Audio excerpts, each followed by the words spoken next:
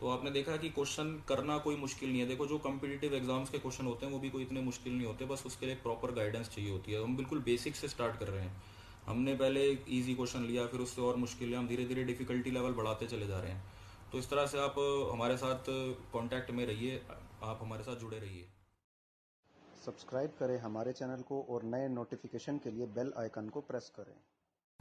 ये हम लेक्चर का पार्ट 2 स्टार्ट करने जा रहे हैं, जिसमें पिछले लेक्चर में हमने जो बेसिक्स होते हैं वन डायमेंशनल मोशन के, जिसमें कि काइनेमेटिक्स के कंसेप्ट के बारे में हमने पढ़ा था, तो उसमें ही कुछ और ऐड करते हुए कुछ और क्वेश्चंस को हम सॉल्व करते हैं और देखते हैं।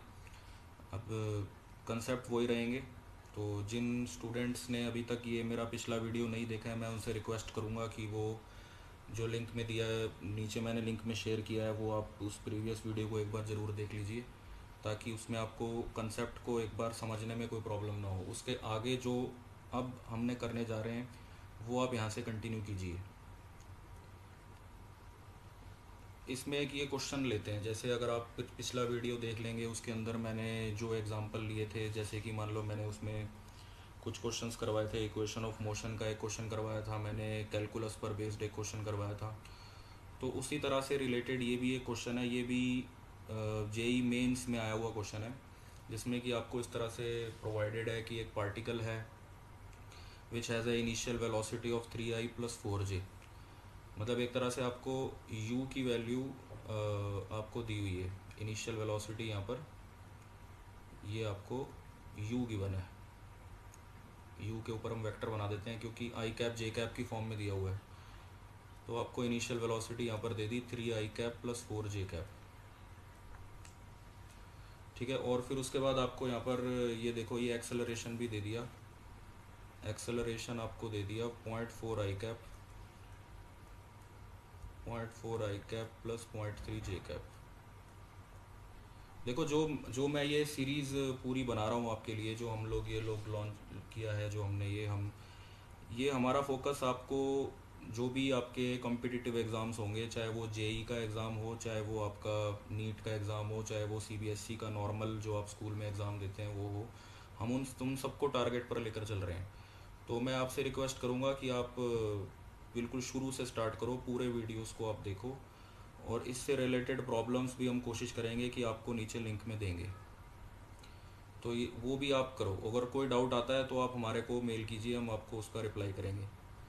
तो यहाँ पर ये आपके पास इनिशियल वेलोसिटी गिवन है u, एक्सेलरेशन गिवन है, और साथ में प्रोवाइडेड है it speed after 10 second is.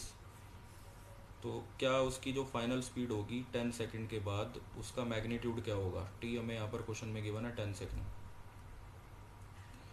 सो यहाँ पर अब वेक्टर फॉर्म में, क्योंकि देखो ये एक तरह से यूनिफॉर्मली एक्सेलरेटेड मोशन का क्वेश्चन है, तो जो इक्वेशन ऑफ मोशन मैंने लास्ट वीडियो में डिस्कस की थी उसी को ही हम यूज़ करेंगे। वो इक्वेशन हमारी थी v is equal to u plus a t. इसमें v हमें पता नहीं है, ठीक है ना, v ही एक्चुअली हमसे पूछा हुआ है। u हमें प्रोवाइडेड है 3i cap plus 4j cap, तो प्लस ए टी, ए की वैल्यू है यहाँ पर 0.4i cap plus 0.3j cap into T. हम देखो नॉर्मल जो अपने इंस्टीट्यूट में कोचिंग भी देते हैं, उसमें भी हमारा मेन फोकस नीट और आईआईटी जेई की कोचिंग पर ही होता है। ठीक है, तो आपको हमारी तरफ से पूरी गाइडेंस मिलेगी। बस आप हमारे जो लेक्चर है आप उसको अटेंड करो, हमारे चैनल को सब्सक्राइब करके रखो आप, मैं यही रिक्वेस्ट करूँगा आपसे। तो यहाँ से ये आपके पास आ गया 7i cap plus 7j cap. ठीक है, ये आपके पास आ गई v की वैल्यू। अब आप v का जैसे मॉड लेते हो, बेसिकली जो चार ऑप्शन आपको गिवन है उसमें कहीं पर भी आई कैप जे कैप नहीं है, वो मॉड है। तो इसलिए इसका मॉड ले रहा हूँ मैं, 7 का स्क्वायर, मतलब आई कैप के कोफिशेंट का स्क्वायर, फिर जे कैप के कोफिशेंट का स्क्वायर। तो v का जो मॉड आपके पास आ गया यहाँ पर, वो आ गया आपके पास ट्वाइस ऑफ 7 का स्क्वायर। तो v का जो मॉड आपके पास आ गया, वो आपके पास आ गया 7√2 मीटर पर सेकंड। ये जो वेलोसिटी का मैग्नीट्यूड यहाँ पर आया, यही हमारी स्पीड है। तो जो फोर्थ ऑप्शन है ये हमारी नज़र में करेक्ट है। तो आपने देखा कि क्वेश्चन करना कोई मुश्किल नहीं है। देखो जो कम्पिटिटिव एग्जाम्स के क्वेश्चन होते हैं वो भी कोई इतने मुश्किल नहीं होते, बस उसके लिए एक प्रॉपर गाइडेंस चाहिए होती है। हम बिल्कुल बेसिक से स्टार्ट कर रहे हैं। हमने पहले इजी क्वेश्चन लिया, फिर उससे और मुश्किल लिया, हम धीरे धीरे डिफिकल्टी लेवल बढ़ाते चले जा रहे हैं। तो इस तरह से आप हमारे साथ कांटेक्ट में रहिए, आप हमारे साथ जुड़े रहिए। अब नेक्स्ट क्वेश्चन पर चलते हैं। नेक्स्ट क्वेश्चन अब देखते हैं। धीरे धीरे देखो आपका कंसेप्ट बिल्डअप होगा क्वेश्चंस की मदद से। जब आपको एग्जांपल्स मिलने लग जाएंगे तो आपका कंसेप्ट बिल्डअप होगा। यहाँ पर जैसे एक क्वेश्चन है, ये object moving with the speed of 6.25 metre per second is decelerated at a rate of d v by d t minus 2.5 root v, where v is the instantaneous speed the time taken by the object to come to rest would be. तो यहाँ पर जो है हमें initial speed हमें question में given है 6.25 की एक स्पीड है, उस स्पीड से ये ऑब्जेक्ट चल रहा है, ठीक है। और उसका जो डी एक्सेलरेशन है, देखो डी एक्सेलरेशन हमेशा नेगेटिव होता है। डी एक्सेलरेशन यानी कि जो स्पीड घटने का जो रेट है वो आपको दिया हुआ है -2.5 रूट वी। तो वो भी लिख लेते हैं चलो। D v by d t की वैल्यू आपको ये प्रोवाइडेड है यहाँ पर -2.5 root v metre per second square, क्योंकि ये डी एक्सेलरेशन है, डी एक्सेलरेशन का unit metre per second square होता है, ठीक है। और वी उसकी इंस्टेंटेनियस स्पीड है। अब कितने टाइम के बाद ये ऑब्जेक्ट रुकेगा, ये रूट वी है इसके अंदर ये वाला। तो अब मैं एक काम करता हूँ। देखो ये एक डिफरेंशियल इक्वेशन है। देखो जो न्यू स्टूडेंट है उनको भी ये पता नहीं होगा डिफरेंशियल इक्वेशन क्या होती है। मैं एक स्पेशली आपके लिए एक वीडियो बनाऊंगा और जिसमें मैं थोड़ा सा इंटीग्रेशन के और डिफरेंशिएशन के बेसिक्स बताऊंगा आपको, तो वो आप एक बार ज़रूर देख लेना। तो अभी के लिए जो मैं आपको बता रहा हूँ आप उसको याद रखो। जब भी आपको इस तरह से डिफरेंशियल इक्वेशन गिवन हो, जैसे ये रूट वी वाला पार्ट है, पहले आप इसको इधर ले जाओ, d v upon root v is equal to -2.5 d t. Integration कर दो आप इसके बाद दोनों तरफ। ये क्वेश्चन हम बिल्कुल वही उठाते हैं जो कॉम्पिटिटिव एग्ज़ाम के, जेई मेन के, AIEEE के या IIT का जो पहले हुआ करता था जेई मेन से पहले, उन क्वेश्चंस को हम उठाते हैं। और ज़्यादा प्रोबेबिलिटी होती है कि उसी टाइप के क्वेश्चंस ही पूछे जाते हैं पेपर में। 1/√v की इंटीग्रेशन आपकी आएगी 2√v और यहाँ पर आ जाएगा -2.5t प्लस c। तो ये इंटीग्रेशन करने का रूल है कि 1/√v की इंटीग्रेशन 2√v होती है। तो मैं एक स्पेशल वीडियो बनाऊंगा इसके लिए, उसके ऊपर, तो वो आप ज़रूर देखना कि इंटीग्रेशन के क्या बेसिक्स हैं इसमें। क्योंकि देखो क्वेश्चन में ऐसे प्रोवाइडेड है कि शुरू में इनिशियली जब ऑब्जेक्ट चलना स्टार्ट हुआ, इनिशियली तो आपको पता ही है कि t हमेशा 0 होता है। तो उस टाइम जो आपकी v की वैल्यू आपको क्वेश्चन में गिवन है वो है 6.25 मीटर पर सेकेंड, ठीक है। तो ये आप यहाँ पुट करोगे तो 2 के अंदर अंडर रूट में आ जाएगा 6.25 और यहाँ t की जगह 0 प्लस c। तो एक तरह से ये c की वैल्यू आपके पास आ गई 2√625 इंटू 10⁻²। जब आप इसका रूट लोगे तो 625 का रूट हो जाएगा 25 और 10⁻² का रूट हो गया 10⁻⁻1, 50 इंटू 10⁻⁻1। तो ये c आपका बनता है 5। इसको उठाकर आप वहाँ पुट कर दो ऊपर। So it will become 2√v equals to -2.5t plus 5, ठीक है। So time taken by the object to come to rest. अब कम टू रेस्ट के लिए आपको पता है कि जब कोई ऑब्जेक्ट रुक जाएगा तो उस टाइम जो है v फाइनल वेलोसिटी उसकी 0 हो जानी चाहिए।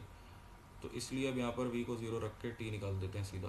तो लेफ्ट हैंड साइड पर ये 0 आ जाएगा is equal to -2.5t plus c। तो t आपके पास आ जाएगा, t will be equal to 5 divided by 2.5, यानी कि t की वैल्यू सीधा सीधा आपके पास आ गई।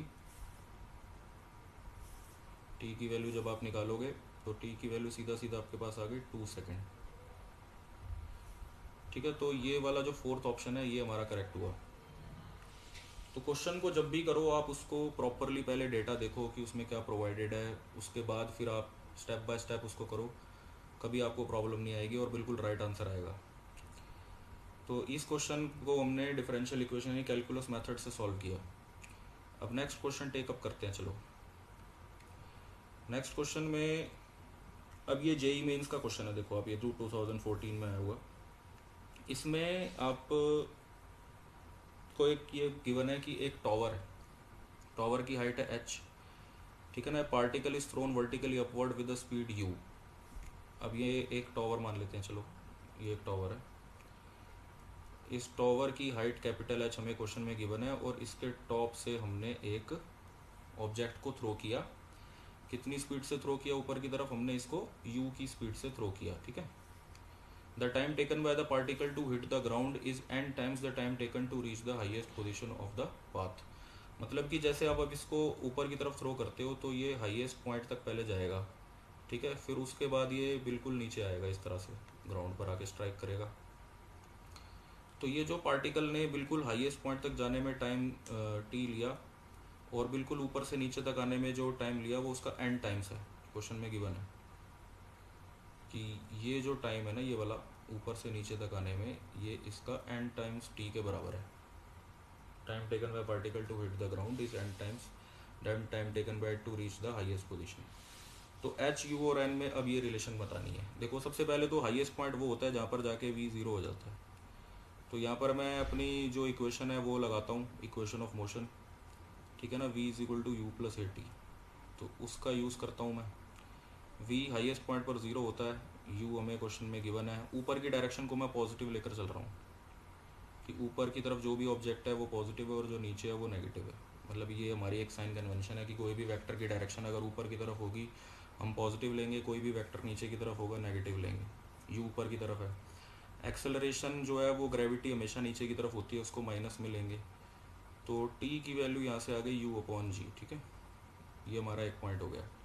अब हम इस पॉइंट ए से, और ये जो बिल्कुल फाइनल पॉइंट यहाँ पर जाके ये आएगा b, ऊपर से बिल्कुल नीचे तक, इधर हम अपनी इक्वेशन ऑफ मोशन लगाते हैं। अब आप मुझे खुद सोच कर बताओ कि जब आपका पार्टिकल पहले पॉइंट ए पर था और उसके बाद जब ये पॉइंट बी पर पहुंचा यहाँ पर, तो इनिशियल और फाइनल के बीच में जो डिस्प्लेसमेंट हुआ, यानी कि जो शॉर्टेस्ट हाइट का डिफरेंस है, शॉर्टेस्ट पाथ, वो कितना हुआ?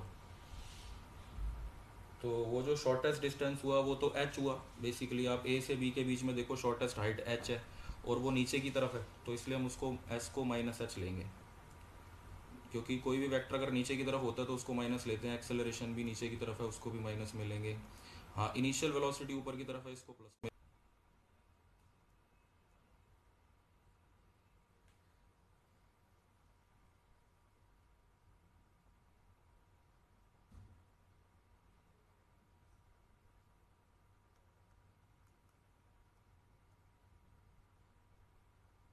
रजिस्टर मंगाया था उससे कोई रफ काम करने के लिए।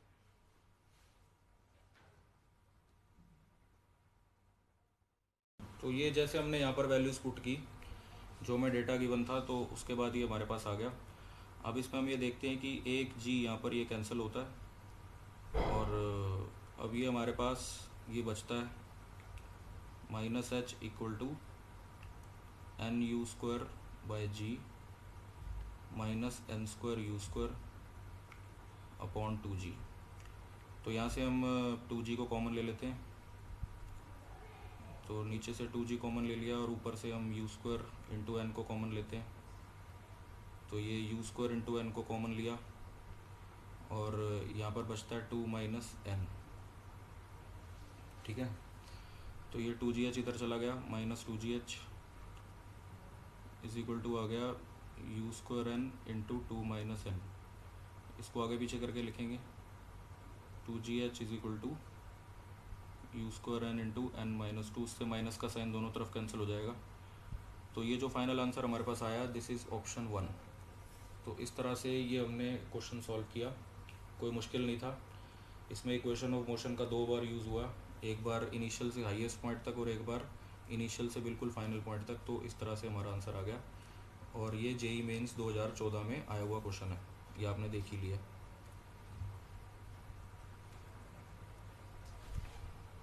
इसके बाद ये कि ग्राफिकल बेस्ड क्वेश्चन है। इसमें आपको ऐसे प्रोवाइडेड है कि एक बॉडी है, body is thrown vertically upward, which one of the following graph correctly represent the velocity versus time. देखो अगर हम किसी बॉडी को ऊपर की तरफ उछालते हैं तो उसकी जो वेलोसिटी है वो, उसका जो साइन होगा वो हम पॉजिटिव लेकर चलते हैं, ठीक है। अब जैसे जैसे वो बॉडी ऊपर की तरफ जाएगी, धीरे धीरे उसकी वेलोसिटी का मैग्नीट्यूड कम होता जाएगा, होता जाएगा, होता जाएगा, और एट द हाईएस्ट पॉइंट जाकर उसकी वेलोसिटी ज़ीरो हो जाएगी हाईएस्ट पॉइंट पर जाकर, ठीक है ना। तो जैसे आपने इसको v की स्पीड से थ्रो किया तो हाईएस्ट पॉइंट पर जाकर इसकी स्पीड जो है वो ज़ीरो हो जाएगी। मतलब आप ये देखो कि जैसे मैंने यहाँ से इसको थ्रो किया, मतलब मैं एक ग्राफ प्लॉट कर रहा हूँ v वर्सेस t का। तो मैंने इसको v की स्पीड से थ्रो किया। अब जैसे जैसे ये ऊपर जा रही है इसकी स्पीड कम होती जा रही है कांस्टेंट रेट के साथ, तो इसलिए ग्राफ नीचे आ रहा है। यहाँ पर आते आते एट द हाईएस्ट पॉइंट इसकी वेलोसिटी ज़ीरो हो गई है, मतलब हम ग्राफ ड्रॉ कर रहे हैं। फिर उसके बाद क्या होता है कि जब ये बॉडी हाईएस्ट पॉइंट पर पहुँचती है उसके बाद ये बॉडी फिर नीचे आना चालू होती है। फिर धीरे धीरे इसकी स्पीड अपोजिट डायरेक्शन में बढ़नी चालू हो जाती है, यानी नेगेटिव डायरेक्शन में बढ़ती चली जाती है और फिर इक्वल हो जाती है नीचे तक पहुँचते पहुँचते। तो अब इसके बाद इसकी वेलोसिटी बढ़ना चालू होगी, सेम रेट से बढ़ेगी बट नेगेटिव डायरेक्शन में, इसलिए ग्राफ ये नीचे की तरफ जाएगा। सेम रेट से बढ़ती जाएगी बढ़ती जाएगी बढ़ती जाएगी और फिर उसी वैल्यू तक पहुँचेगी। जब ये बॉल हमारे हाथ में आएगी तो उसी मैग्नीट्यूड तक ये वेलोसिटी पहुँच जाएगी। तो इसलिए इन चारों में से ये जो फर्स्ट वाली ऑप्शन है दिस इज़ द आंसर, कि जब हम किसी ऑब्जेक्ट को ऊपर की तरफ थ्रो करते हैं तो उसका वेलोसिटी वर्सेस टाइम ग्राफ ऐसा होता है। ये भी जेई मेंस में आया हुआ क्वेश्चन है, आपने देख ही लिया। एक और क्वेश्चन लेते हैं। अब जैसे इस क्वेश्चन में यहाँ पर ये आपसे पूछा हुआ है कि all the graph below are intended to represent the same motion, one of them does it incorrectly pick it up. अब सेम मोशन है, ये सारे के सारे ग्राफ सेम मोशन को रिप्रेजेंट कर रहे हैं बट इसमें से एक गलत है। अभी अभी हमने पिछले क्वेश्चन में देखा था कि ये जो थर्ड वाली ऑप्शन है, ये किसी ऑब्जेक्ट को हम वर्टिकली ऊपर की तरफ फेंकेंगे जब, तो उसका वेलोसिटी टाइम ग्राफ ऐसे आएगा। तो यानी कि ये जो चारों के चारों ग्राफ हैं इनमें हमसे यही कहा जा रहा है कि किसी ऑब्जेक्ट को अगर हम वर्टिकली ऊपर की तरफ थ्रो करते हैं तो उसका वेलोसिटी टाइम, उसके ग्राफ हैं ये सारे। तो वेलोसिटी टाइम ग्राफ तो ये बिल्कुल ठीक है, ठीक है। अब हम देखते हैं पोजीशन टाइम ग्राफ। ये जो दूसरे वाला पोजीशन टाइम ग्राफ है ये भी सही लग रहा है, क्योंकि देखो जब भी आप ऑब्जेक्ट को ऊपर की तरफ थ्रो करोगे तो उसमें डी एक्सेलरेशन आएगा, ठीक है। डी एक्सेलरेशन में हमेशा डिस्प्लेसमेंट टाइम यानी पोजीशन टाइम ग्राफ जब भी बनेगा, डी एक्सेलरेशन में जब भी आप एक्स टी ग्राफ बनाओगे तो वो पहले ऐसे ही बनेगा, मतलब एक पैराबोला होगा, डाउन जाता हुआ पैराबोला। फिर उसके बाद वो ऑब्जेक्ट फिर जब हाईएस्ट पोजीशन पर पहुंच गया उसके बाद वो नीचे की तरफ आएगा, तो वो फिर एक्सेलरेट हो रहा है, मतलब पहले वो डी एक्सेलरेट हो रहा था अब वो एक्सेलरेट हो रहा है, तो भी वो पैराबोला ही बनेगा। लेकिन वो पैराबोला आपका अब इस तरीके से बनेगा, ठीक है। मतलब पहले ऐसे वाला पैराबोला था, अब इस तरह से पैराबोला है। तो ये भी बिल्कुल सही है ये वाला ग्राफ। और वेलोसिटी वर्सेस पोजीशन, ये ग्राफ भी बिल्कुल ठीक है, इसमें भी कोई इशू नहीं है। लेकिन ये डिस्टेंस टाइम ग्राफ इस तरह से नहीं होगा। जब भी हम किसी ऑब्जेक्ट को ऊपर की तरफ थ्रो करते हैं तो उसका डिस्टेंस टाइम ग्राफ इस तरह से नहीं होता, क्योंकि आप खुद देखो ये जो ग्राफ है ये आपका ऐसे ज़ीरो से स्टार्ट हुआ, फिर इस तरह से ऐसे ऊपर जा रहा है, फिर उसके बाद ऐसे कांस्टेंट हो गया। इस तरह से कभी नहीं होता डिस्टेंस टाइम ग्राफ। तो ये हम कह सकते हैं कि जो first option is not correct in चारों में से। फिर आपसे डिस्कस करेंगे कि और उससे रिलेवेंट जेई मेंस को क्लियर करने के लिए या नीट क्लियर करने के लिए आपको किन किन क्वेश्चंस की ज़रूरत है, वो हम आपको प्रोवाइड करते रहेंगे, उसमें आपको कोई प्रॉब्लम नहीं होगी। Thank you for watching my video. अगले वीडियो में मिलेंगे, काइनेमेटिक्स इन 2D।